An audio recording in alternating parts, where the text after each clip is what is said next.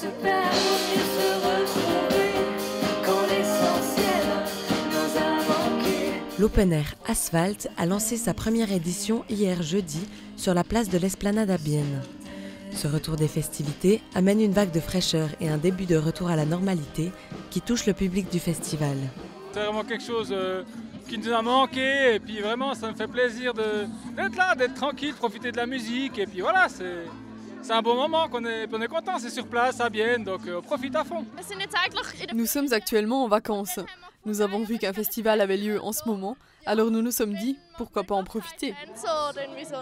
C'est sympa de regarder à travers YouTube, la télé ou autre, mais le contact, le live est quand même vachement important et avec tout ce qu'on a vécu depuis une année, c'était un petit peu compliqué. Donc là, c'est le tout premier en plus pour nous, donc on se réjouit de pouvoir y participer.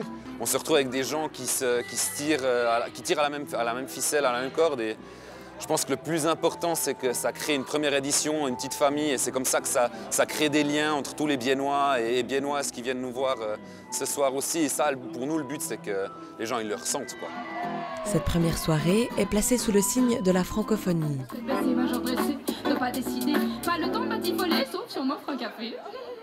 Pour Tina Messer, co-organisatrice du festival, il est normal de vouloir mettre cette facette de la ville en avant.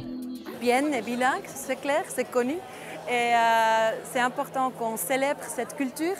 Et on a tellement beaucoup des artistes francophones à Bienne qui sont de très haute qualité.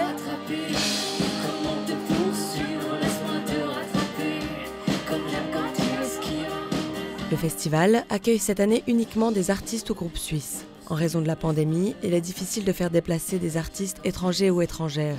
Même si la situation sanitaire actuelle demande une organisation supplémentaire, elle présente aussi des avantages pour le festival. C'est l'annulation des grandes manifestations qui a permis à l'Open Air de voir le jour. On a décidé, ok, maintenant c'est le moment parce qu'il manque vraiment quelque chose. Et pour une prochaine édition, l'été, ce sera un bon moment, je pense. En attendant, les organisateurs se concentrent sur cette première édition qui continue encore ce vendredi avec de la musique rock et métal et terminera sur des notes indie pop et électro samedi soir.